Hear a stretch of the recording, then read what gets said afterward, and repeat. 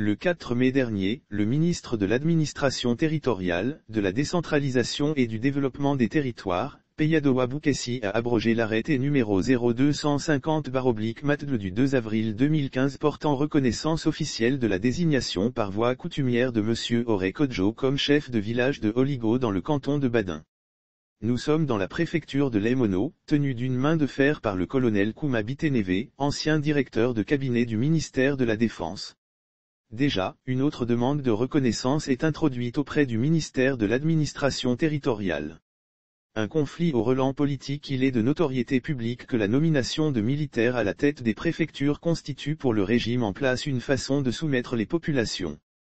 Cela passe par l'intronisation d'autorités traditionnelles soumises ou acquises à la cause de ceux qui régentent le pays. La préfecture de Lemono n'échappe pas à cette règle. Désigné en 2011 par ses frères pour occuper le trône de la chefferie traditionnelle du village d'Oligo, Tojebui Oré Kodjo a eu son arrêté de reconnaissance le 2 avril 2015. 6 ans après, il perd son arrêté, dans une ténébreuse affaire de faux et usage de faux. Cet arrêté d'abrogation est source de conflits dans la localité, puisque nombreux sont ceux qui y voient une déviance politique de la chefferie traditionnelle. Selon les témoignages reçus de proches de ce chef de village déchu, les déboires ont commencé avec l'arrivée dans la préfecture du préfet-colonel. Il est considéré comme un opposant et donc indigne de porter le titre de chef de village sous le règne d'un cacique du régime, rapporte une source qui évoque des écarts de langage de la part de l'autorité préfectorale. Depuis 2016, les rapports entre le chef du village et le préfet ont été tendus. Pas parce que le garant des us et coutumes se comporte mal, mais à cause de son patronyme qui se prononce de la même façon que celui d'un responsable politique de l'opposition, souligne une autre source. N'allez pas chercher loin. Il s'agit de Jimon Oré, président du Front des Patriotes pour la démocratie, FPD, actuellement dans les geôles de la dictature pour ses opinions.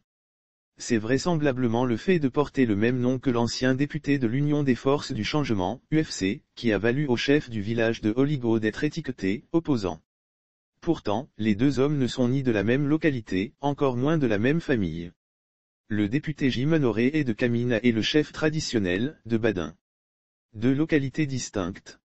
Il faut souligner aussi, selon nos recoupements, qu'en pays Ifé, se prénomme Oré ou aurait toute personne habilitée à faire des rituels, prières et libations à une divinité donnée. Dans le cas d'espèce, les familles Oré de Oligo sont prêtres du couvent Ebieso alors que les Oré de Kamina sont prêtres du couvent Tchakpana. On peut en conclure aisément que les deux familles ne sont aucunement liées. Pour arriver à faire démettre le chef traditionnel, ses détracteurs sont retournés à sa désignation. À l'époque, le conseil coutumier s'est réuni pour désigner le futur chef du village.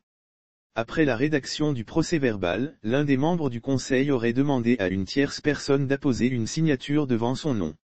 Ce qui a été fait. C'est donc cette signature qui est contestée, et l'affaire a été portée à la connaissance des tribunaux qui ont naturellement donné raison à celui qui conteste sa signature. La signature ainsi contestée, le procès-verbal de désignation est remis en cause.